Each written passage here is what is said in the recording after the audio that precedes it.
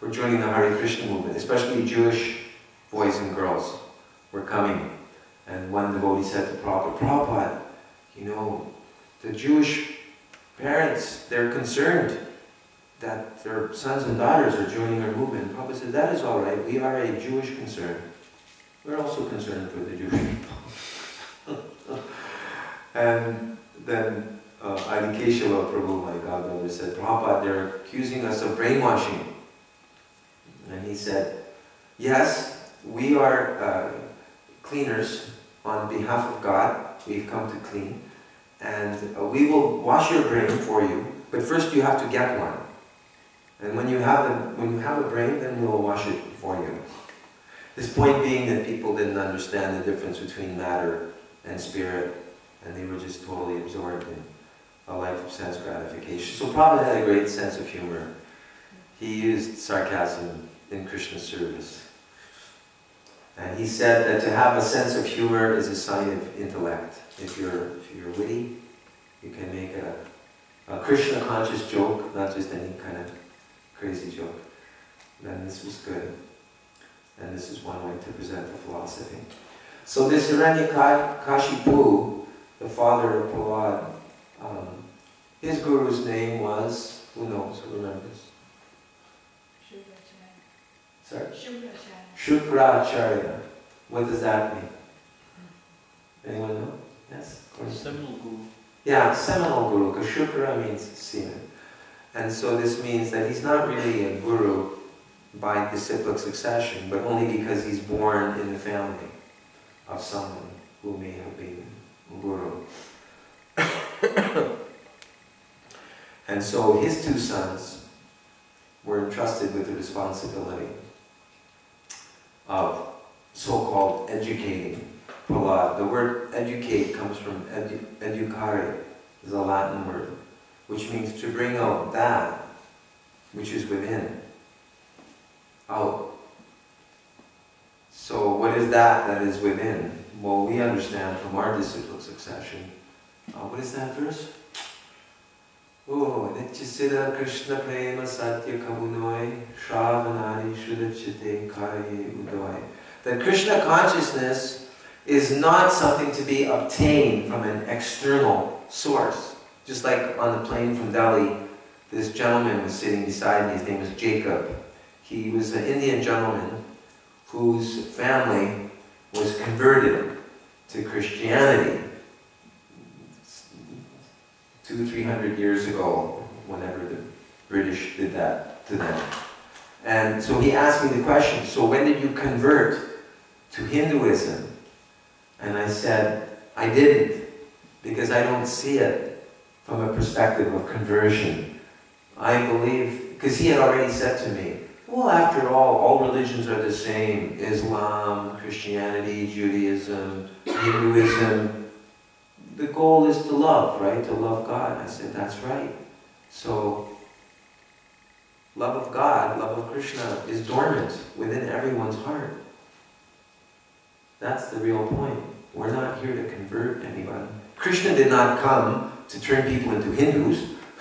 The term Hindu doesn't even appear anywhere in the Srimad Bhagavatam. This is a term that was manufactured by the Muslims who lives west of the Sindhu or Indus River, and they refer geographically to the people east of that river as Hindus. But Krishna is not a Hindu. This term Hindu, it's really in the box. It's for people who, don't understand the Vedas. So yes, that was the goal of Sanda and Amarka, the sons of Shukracharya, to educate Prahlad Maharaj in politics, in economics. My godbrother, Daneshwar Prabhu, he studied economics in university. So one might think, oh, Prabhupada says studying economics is demoniac. But no, by studying economics, he understands fully the economic system of the demons. And so he wrote a book called Spiritual Economics, in which he stresses this importance of sustainability. So similarly, godbrother Sadaputa Prabhu, great scientist, but he used his scientific knowledge because he understands the mentality of the materialistic scientists. So whatever our background is, whatever our education is, we should utilize that as a means to connect with other people in that field and gradually bring them to Krishna. So I have a few more points I'd like to make about this. I'd like to also talk about why today is also special because of the festivals that are going on. Balaram's Ras Yatra and Krishna Vasant Yatra. Right now in Vrindavan, all the ladies are wearing yellow because it's like the first day of spring, and yellow flowers are everywhere, mustard flowers especially. But I'd like to read a couple of letters here about education, because really this verse is talking about materialistic education, which we've all received, as opposed to a Krishna-conscious education, which is what Narada Muni gave to Prahlad while he was within the womb. That's why Prabhupada said, if a woman becomes pregnant with a child, then during those 9 months of gestation, she should be reading out loud, or someone should be reading to her out loud, the entire Srimad Bhagavatam, because that's what Prahlad Maharaj heard while he was in the womb of his mother. So he came out a pure devotee, because he was Shravanam Kirtanam for 9 months, every day, 18,000 verses of the Bhagavatam, imagine. So this is part of the Garbhadang Samskara. Samskara, Sanskrit, means impression. So the English word scar is related to samskara. You know, so therefore there's all these purificatory ceremonies in order for people to have these spiritual impressions. So one of the first devotees to establish Krishna consciousness in Europe was a godbrother by the name of Hansadutta Prabhu and his wife Himavati. So this is a letter that Prabhupada wrote to Himavati. He said, children especially are inclined to appreciate Krishna's pastimes. So begin reading to the children Krishna book. So from another point of view, we're all Krishna's children. And we're all, you know, we don't know which lifetime this is for us.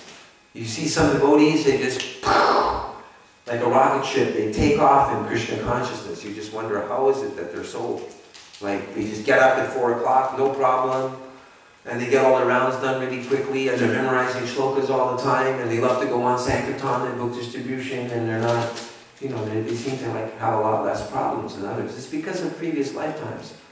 They've made advancement in Krishna consciousness. But we shouldn't become depressed because maybe this is our first lifetime that we're taking up to it. But here Prabhupada is stressing the importance of hearing Krishna book. So when I joined in 1975, the standard was, you go out all day long. I remember sometimes I felt punished because if you wanted to go on the Sankirtan party, you had to be ready because we drove to an airport every day. You had to be ready by, you know, get in the van by 8 o'clock. If you're not in the van by 8 o'clock, you have to stay back and wash the pots all day and sweep the floor and miss the party because the party was out on the street. Of course, this should not, I'm not saying this to minimize the pujari back at the temple. Prabhupada said, let there be one devotee staying back at the temple, that's the pujari. Everyone else out. So that was the mood when I joined. Very minimal. But at the same time, we worship the pujari because by worshipping the deity and having the cooking going on, when the devotees would come back, there'd be nice hot prasad, the deity would look very beautiful, so our consciousness was very bright and joyful by seeing the Lord. And then we'd hand in our Lakshmi collection, jump into the shower, and then get here on time for Gaura Arti. And then 2 or 3 nights a week we would just sing bhajans. We just go through the Narottam Das and Bhaktivinoda Thakur songbook, and we would learn, because Prabhupada wanted us to learn these songs. He didn't want them just to remain hidden in the songbook, obscure. No. And then we would read Krishna book, and we would be served hot milk, 1 cup of hot milk. Prabhupada said we need some milk because it helps to nourish the finer tissues of the brain. And we would drink our hot cup of milk and hear Krishna go in bed by 8 o'clock or 8:30 at the latest, so we could wake up the next morning and have another party, Sankirtan party. When the materialists are going to sleep after they're finished their drunken, stoned party, the devotees are starting their day with a party. When the karmis are ending their party, we start our day with a party. We don't end it. I mean, we end our day with a party, we start our day with a party. But we don't have to become intoxicated. Yes, we do have to become intoxicated. We become intoxicated with the holy name of Krishna. Prabhupada said, just like a drunkard becomes a drunkard by drinking and drinking and drinking, and he becomes a drunkard. So he said we should become chanting drunkards. And the more we chant, the more we become drunk on the holy name. Anyway, Prabhupada was saying about these children, he said, they are not yet covered by false prestige. You can see as soon as a child hits puberty, this tendency for false prestige starts coming in. They are not yet covered by false prestige, and they will very quickly take to tapasya, austerity, as if it was amusing, like a game. So we should try to approach Krishna consciousness in that spirit, that getting up early, taking a shower, this is fun. We should, if we start thinking that it's drudgery, then we know we're in the red zone. It's like in the danger zone. Oh, I'm getting covered by Maya. I don't think this is fun anymore because I'm becoming too attached to sense gratification. So that's a warning sign. And then Prabhupada goes on, just see the young brahmacharis in India. The Guru says, do this, do that. Immediately they do. They go out and beg all day in the hot sun and come back with a little rice. Then take rest on the floor with no covering. And they are enjoying. It is pleasurable to them to work very hard. So it is very important to train children to endure all sorts of hardships and restrictions at the boyhood stage. So it's described that even if you were a prince, even if you were the son of a king, you would be trained as a brahmachari to go out and beg door to door. Why? To develop character. This is not understood in the West. You're coming, even though your dad is the king, you're getting trained to be humble. Knock, knock, knock. My dear Mataji, I am here on behalf of my Guru Maharaj today. And we have a Gurukula. Oh, you have a Gurukula, you've come from Guru Maharaj. Please take this bag of basmati rice. Please take some dal. Here's some dahi. Here's a gold coin. Because these people are cultured. They understand. But even if people are not cultured in the West, Krishna is in their heart. And if Krishna inspires them that, oh, look at this humble young man or humble young lady. Even I remember many years before coming to Krishna consciousness, I don't know if you do this in Denmark or not, but we used to have, it was called the school tea. There would be a tea served out for all the parents. It was like parents' night. All the parents would come to meet the teachers. Did you have that? Or your parents would come and meet the teachers at your school. And so we would go out to sell tickets for the school tea and ask a donation, you know, $1 or $2, whatever. When I think back to that, I'm thinking, wow, that was a preparation for Sankirtan. I never realized it at the time. But Sankirtan is so much fun because when you go out, you never know what new adventure Krishna has in store for you.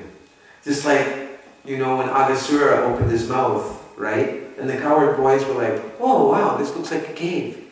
Let's go inside and we'll have fun with Krishna. Not knowing this was like a huge demon that was ready to. And even though they went inside and he did close his mouth, Krishna also went in and he blew a hole in the top of Aghasura's head. And I think Aghasura got emerged into the Brahmajyoti, something like this. But he was ultimately liberated. So, you should immediately begin holding classes regularly and advertising for it. I understand that German people are very fond of kindergarten schools. So let them send their children to us for receiving the highest education. So there's a big instruction from Prabhupada. We're supposed to be educating everyone's kids. Where's our school for children? Well, at least we should have a Sunday school, right? Because even nasty McDonald's knows this. The nasty clown McDonald's that sends billions and billions of cows through the slaughterhouses. They know if we get the children,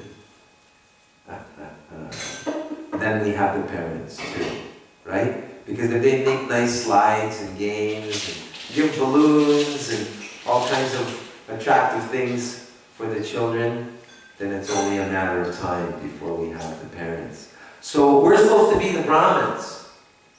We're supposed to be the intelligentsia. We're supposed to be the most intelligent people in society. Prabhupada established the Hare Krishna movement in order to train Brahmins. What is it? Samodamas tapakshaucham kshantirarjavam evacha jnanam vijnanam astikyam brahma karma svabhavajam. These are the qualities of the Brahmins, to be mentally controlled, in making plans in Krishna's service, and shamadamas, and sensually controlled, engaging all of our senses in the service of Krishna. It's a joyful process. Shukam kartam avyayam. And Prabhupada said that if you're not happy, this means you're a rascal. And then when he was at, Prabhupada said we should make a button for all the scientists that says SR. And the devotee asked Prabhupada, what does that mean, SR? He said, simply rascal.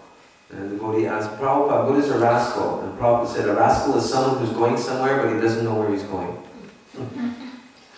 So that's Kali Yuga society today. People are going somewhere but they don't know where they're going. So we have to find the ways and means by which to bring people to Krishna's service. And so I used to be in charge of the Sunday school in Toronto Temple for a while. Bhakti Marg Swami took over the presidency and he was teaching 40 kids on Sunday. He had 40 kids in the Sunday school. But he had kids from the age of 5 to 15.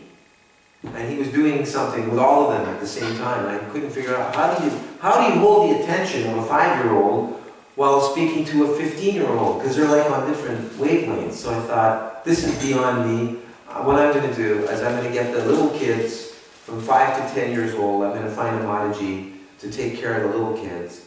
And she'd get them coloring or drawing, whatever. And then I got another Mataji to take care of the older girls. And then I took care of the older boys, 10 to 15. And I would teach them bhajans, because they like to sing, they like to play the drum, I taught them harmonium. And we would do dramas. We do little skits, like Govardhan Puja was coming up. So then I did a Govardhan Puja play with them.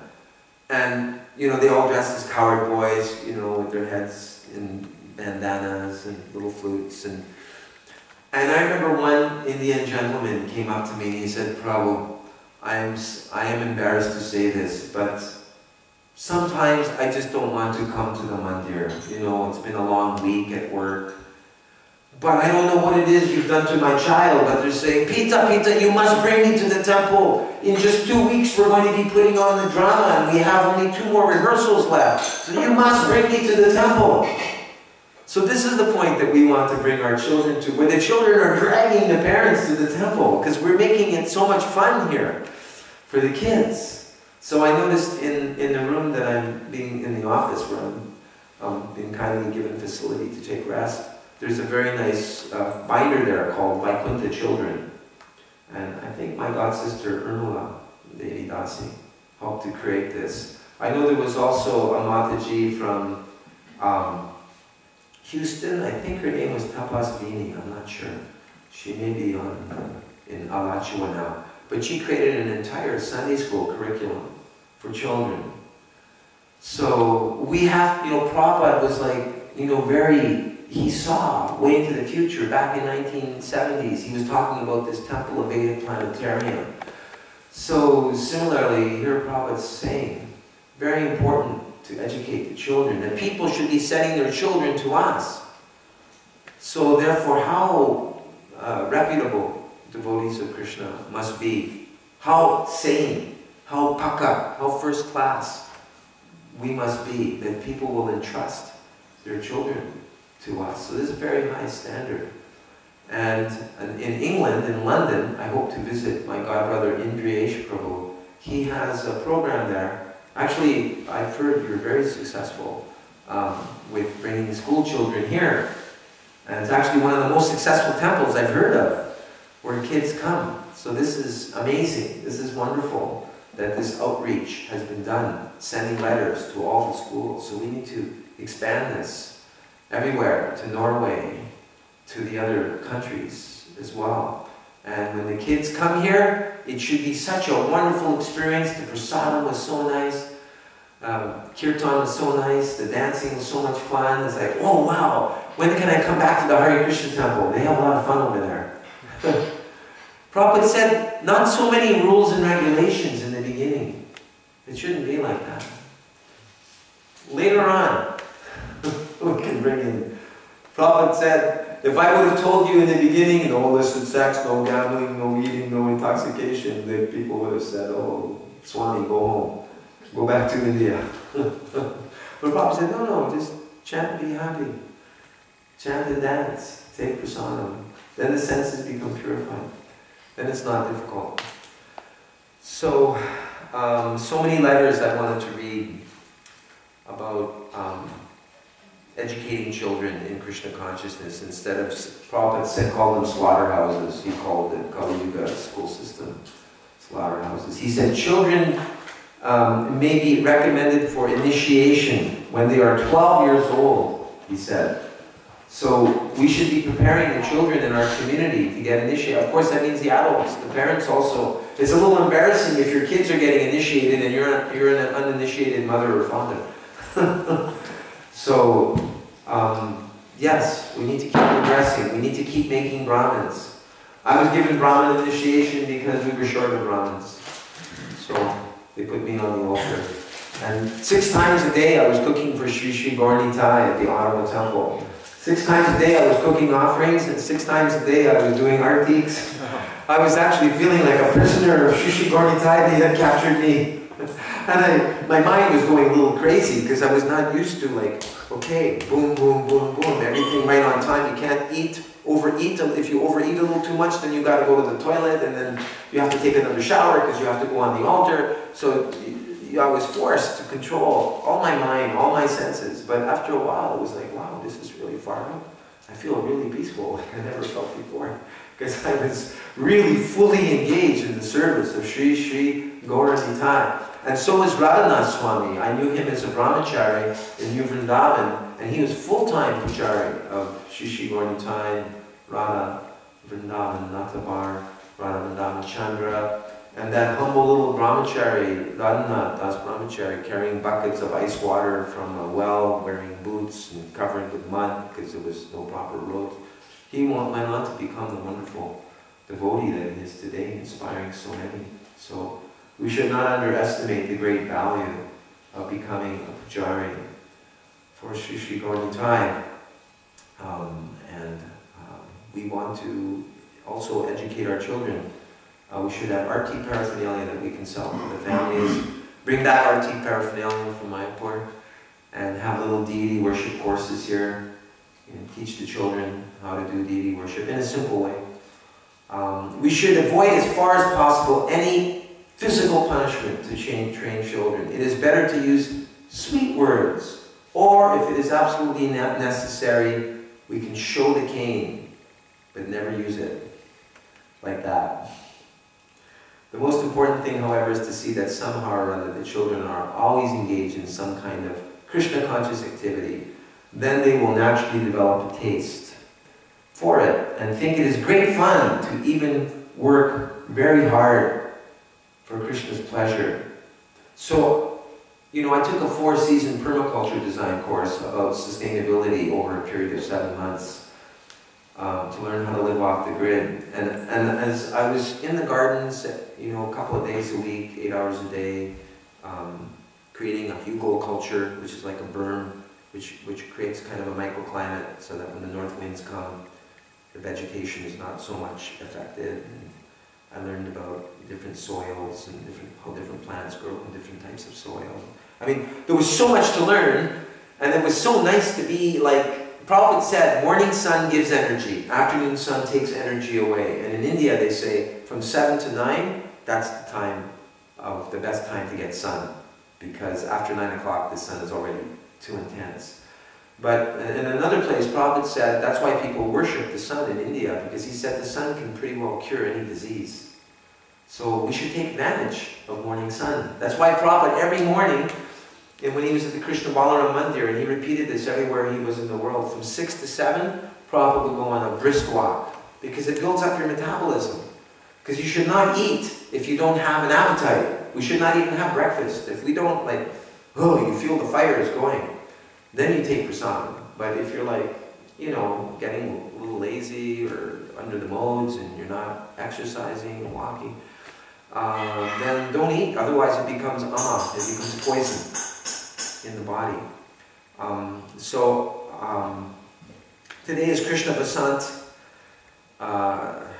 Yatra. Krishna Vasant, I think that's what you announced it as being called? Mm-hmm. Yeah. And it's the second Rasa Yatra celebrated. It's celebrated more in Bengal. And the Sharadiya Rasa is celebrated more in Vrindavan, and that's in the fall. So on this day, it's recommended one should perform full worship of Radha and Krishna, which we're doing because Lord Chaitanya is Radha and Krishna, with many flowers, and place them in a Rasa Mandap, surrounded by the gopis. Sri Krishna Vasant Ras is similar, except that it is in the spring, Vasant, and at this time, everyone, on this day, everyone dresses in yellow. That's the tradition in India. So this is the beginning of spring in India, this day.